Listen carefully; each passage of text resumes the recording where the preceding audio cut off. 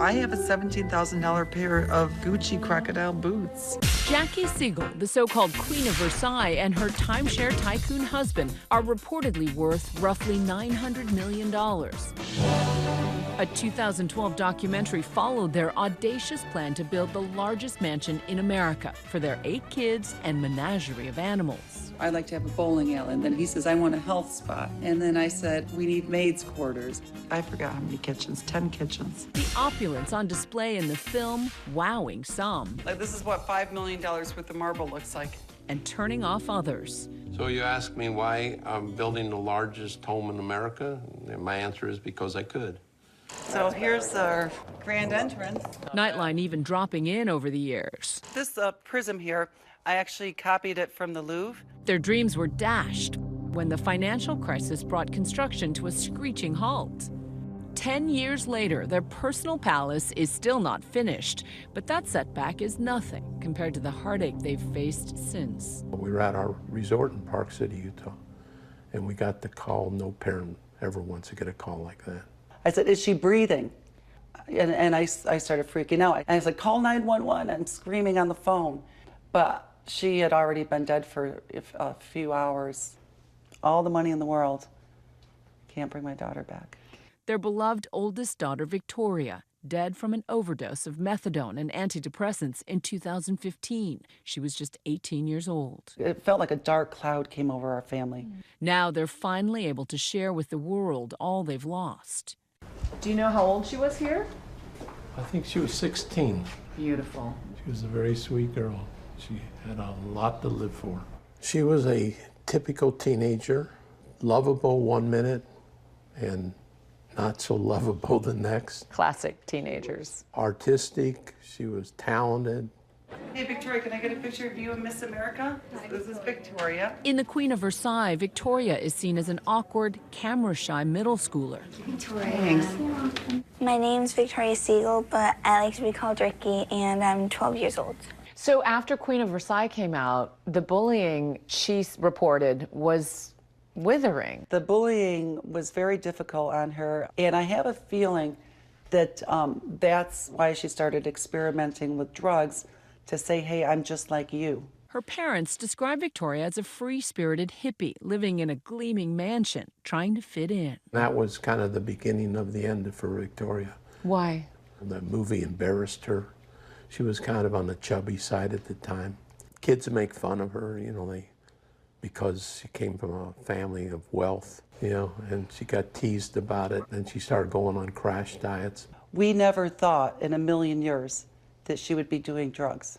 Their naivete mirroring so many parents, oblivious to the grips of the opioid epidemic that claimed more than 70,000 lives in 2017 alone.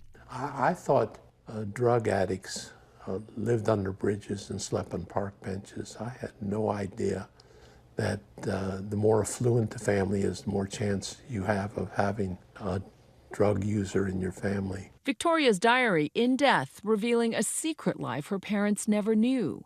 Their decision to publish it prompted by Victoria herself. In the throes of her addiction, the teen once texted a friend and asked him to tell her mother the location of her diary, only if she died.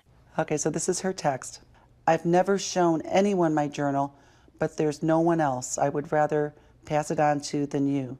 My business is now everyone else's business. This is hard for me. And I'm okay with that, Mom. Maybe you can publish my teenage journal. Sorry. No, I'm sorry. I miss her so much. I'm sure you miss her so much.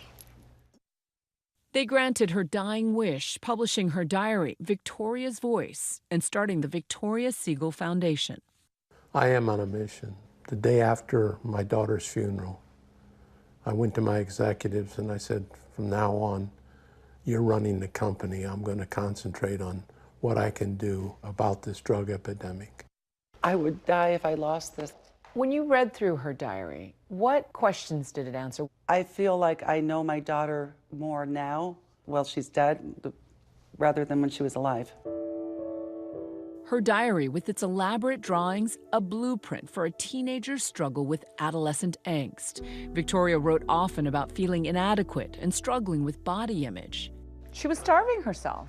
I was involved in business. I didn't spend time to get to know her even better, find out what was bothering her. Her journal, also a dark chronicle of a descent into addiction, tracking her experimentation with a plethora of substances. And pills, pills, pills, pills. What went through your mind when you saw this? Just pills, pills, pills, pills? Yeah, she, took Adderall and tried cocaine and things like that, and she'd take the pills to come down, and she looks like she was obsessed with the pills. What was your reaction when you read this? Oh, I was shocked. If I'd known what I know now, back then, like I said, she'd still be alive. What were the signs that you may have missed along the way? There's plenty of signs. She says she's tired and she's just going to go to take a nap in her room. We didn't know that she was in there doing drugs. A little more than a month before she died, Victoria confessed to her parents she had a problem with Xanax and spent a week in rehab, but it didn't stick. How do you respond when you hear some of that criticism of you were too wrapped up in yourself, you were too wrapped up in this house, you were too wrapped up in other things? Those people that are criticizing me aren't the people that have lost children. They have no idea how hard it is. While the family says they're unhappy with the documentary, they don't regret the platform it's given them to spread a message against opioids.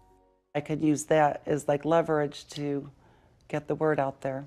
David Siegel says he stepped away from his timeshare empire, Westgate Resorts, to focus on the fight against opioids, raising millions of dollars. Let's do something now. Just last week, the proud Trump supporters front and center at a town hall along with the First Lady. Thank you. We see it every single day, many overdoses. The Siegels have helped bring funding nationwide for one of the most powerful weapons against overdoses, Narcan. So very simple. Press it in the nostrils of the person who's overdosing. Their hometown sheriff, John Mina, says it's already saving lives. This year, our overdose deaths are starting to decline, and we believe part of that is, through the deployment of Narcan to our deputies. I believe that my daughter's legacy is going to be that as a result of her death, thousands or hundreds of thousands of people are going to live. And I've just begun. This is one of our pools. How many pools do you have? We have 6 pools. Okay. While it's just a quick drive from the private island where they live now, that 90,000 square foot dream mansion is still a work in progress. Do you ever wish you had never even embarked on it? No, I'm actually looking forward to the house. It's been under construction so long that it's not only under construction, it's under renovation. We're tearing things down and certain rooms and starting over. Okay, this is the Starting over, but not letting Victoria's memory die, hoping they can prevent another parent from this kind of pain. I do talk to my daughter. I bet. I talk to her and I just tell her that I love her and how much I miss her, and I just can't believe that she's not here. And I do love you, Victoria. Our thanks to Juju, and you can read an excerpt of Victoria's voice, our daughter's losing battle with drug abuse, on our Nightline website. Hi everyone, George Stephanopoulos here. Thanks for checking out the ABC News YouTube channel. If you'd like to get more videos, show highlights, and watch live event coverage, click on the right over here to subscribe to our channel, and don't forget to download the ABC News app for breaking news alerts. Thanks for watching.